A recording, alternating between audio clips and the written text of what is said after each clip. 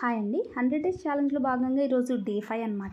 So day 5లో first నేను తీసుకున్న entries ఎందుకు తీసుకున్నాను, ఎగ్జిట్ ఎక్కడ అయ్యాను, స్టాప్ లాస్ ఎలా పెట్టుకున్నాను, ఈచ్ అండ్ ఎవ్రీథింగ్ అనేది డిస్కషన్ చేద్దాం. ఫస్ట్ సెన్సెక్స్ చార్ట్ చూస్తే 76,800 లెవెల్ క్రాస్ అయ్యాక ఇది మంచి రేంజ్లోంచి బ్రేక్అవుట్ అయితే వచ్చింది. 77 లెవెల్ క్రాస్ అయింది అంటే 77,000 ఇంకా మంచి మూమెంట్ చూసే ఛాన్స్ అయితే ఉంటుంది. ఈరోజు స్టాక్స్ అన్నీ కూడా మంచి పాజిటివ్ నోట్లోనే ఓపెన్ అయ్యాయి. దాంట్లో ఫస్ట్ స్టాక్ వచ్చేసి బజ్ ఫైనాన్స్ స్టాకు 3% అబోవ్ అనేది ర్యాలీ చేసింది. ఈరోజు చూస్తే మనకి రేంజ్లోనే స్టక్ అయిపోయింది, గ్యాప్ అప్ ఓపెన్ అయినా కానీ. సో అది అవాయిడ్ చేశాను. తర్వాత సన్ఫార్మర్ స్టాక్ని అబ్జర్వేషన్ చేసి చూడండి, నాన్ స్టాప్గా ర్యాలీ అయితే వస్తూనే ఉంది.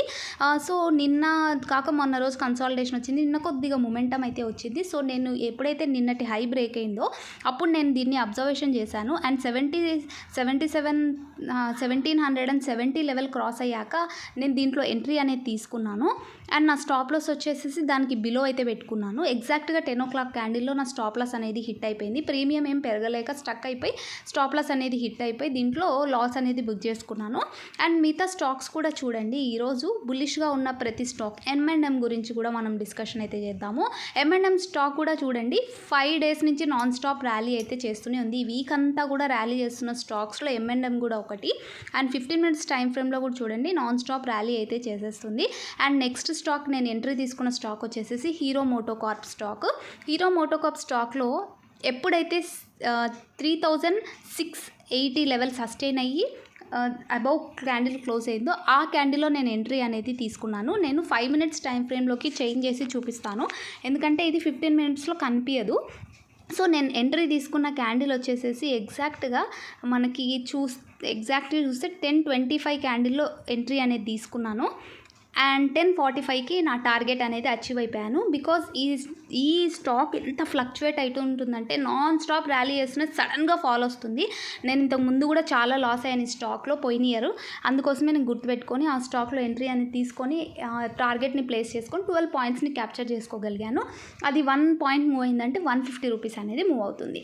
సో నెక్స్ట్ మారుతి స్టాక్ కూడా చూడండి, 11,900 లెవెల్ ఈరోజు అంతా సస్టైన్ అయింది అంటే ఇది మళ్ళీ 12,000 వరకు వెళ్ళే ఛాన్స్ ఉంటుంది. ఈ లెవెల్ అనేది క్రూషియల్ మారుతిలో. ఇది కూడా మీ వాచ్ లిస్ట్లో యాడ్ చేసి పెట్టుకొని అబ్జర్వేషన్ అయితే చేయండి. మీరు కూడా ఓన్ అనాలిసిస్ చేసుకొని మాత్రమే ఎంట్రీ అయితే తీసుకోండి. నేను చెప్పాను కదా అని మాత్రం దయచేసి ఎంట్రీ అనేది తీసుకోవద్దండి. I'm not a SEBI registered person కాబట్టి, అది సెబీ రూల్స్కి విరుద్ధం కాబట్టి. సో ఇలా స్టాక్స్ అన్నీ కూడా ఈరోజు పాజిటివ్ నోట్లోనే ఓపెన్ అయ్యాయి. నాన్ స్టాప్గా మనకి 7 days నుంచి మార్కెట్ అనేది పాజిటివ్గా ఓపెన్ అయ్యి వెళ్తూ ర్యాలీ చేస్తూ ఉంది. బికాజ్ ఆఫ్ ఫెడ్ రేట్స్ కూడా పెంచలేదు కాబట్టి. సో ఈరోజు నా ప్రాఫిట్ వచ్చేసి 1187 rupees. నేను ఎప్పుడు కూడా ఓవర్ ట్రేడ్ చేయలేదండి. మొన్న ఏదైతే నేను ఓవర్ నైట్ పొజిషన్ క్యారీ చేసినందుకు నాకు లాస్ వచ్చింది. ఎప్పుడు కూడా నా లాసెస్ని నేను కట్ చేసుకుంటూ వస్తున్నాను.